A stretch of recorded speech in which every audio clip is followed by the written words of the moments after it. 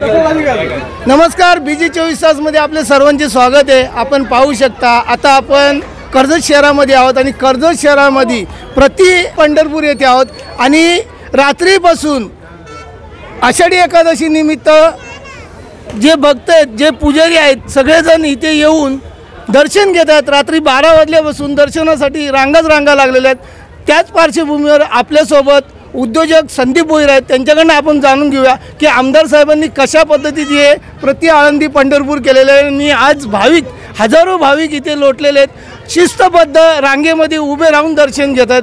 Sir, काय सांगाल नेमकं?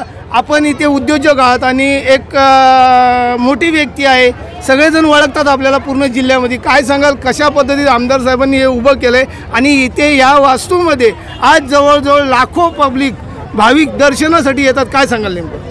प्रथमतः सर्व भाविकांना आषाढी एकादशीच्या आर्थिक शुभेच्छा। पहावा विठ्ठल, करावा विठ्ठवा, ऐकावा विठ्ठल मनोभावे। ह्या ठिकाणी कर्जत येथे उल्हास नदीकाठी आमचे विकासाचे पर्व आणि आमचे कार्यसम्राट आमदार महेंद्र शेठ थोरवे यांच्याकडून ह्या उल्हास नदीकाठी एक प्रति पंढरपूर तयार करण्यात आलेली आहे। विठ्ठलाचं दर्शन घेण्यासाठी अनेक भाविक इथे आलेले आहेत।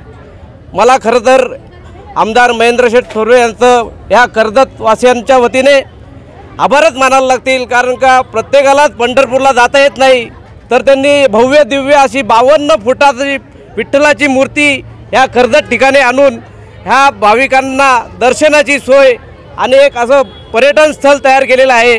त्याबद्दल आमदार महेंद्र शेठ थोरवे यांचं मनपूर्वक आभार मानावंच तेवढं कमी आहेत आणि यापुढेही अशीच विकासाची कामं त्यांच्याकडून होत राहतील। त्यांना धन्यवाद देतो। आमदार म्हणून मी त्यांना आत्ताच त्यांची घोषणा करतो का 2024चे महेंद्र शेठ थोरवे चांगल्या मताधिक्याने निवडून येतील, याची मी ग्वाही देतो। धन्यवाद। तर हे होते आपल्यासोबत उद्योजक संदीप शेठ भोईर आणि त्यांनी कशा पद्धतीत आमदारांनी काम केलेले ते सांगितलेले, कशी विकासाची गंगा पूर्ण तालुक्यात नव्हे तर पूर्ण मतदारसंघामध्ये विकासाची गंगा आमदार साहेबांनी आणलेली आहे आणि आमदार साहेबांनी हे वास्तव जे उभं केलेलं आहे इथे आज एकादशी निमित्त असं म्हणता येणार नाही, तर रोज रात्रीच्या वेळेस माणूस भोजन वगैरे झालं की इथे विरंगुळा घेण्यासाठी हजारो लोक येतात आणि ह्या हजारो लोकांना इथं दर्शन घडलं जातं। तर त्याच पार्श्वभूमीवर आता आपले संदीप शेठ भोईर यांनी सांगितलेलं आहे की येत्या 2024ला आमदार हे महेंद्र थोरवेच होतील। पांडुरंगाच्या चरणी त्यांनी प्रार्थना केलेली आहे। माझ्यासोबत कॅमेरामॅनसह मी बाळू गुरव, BG 24 तास, कर्जत, रायगड।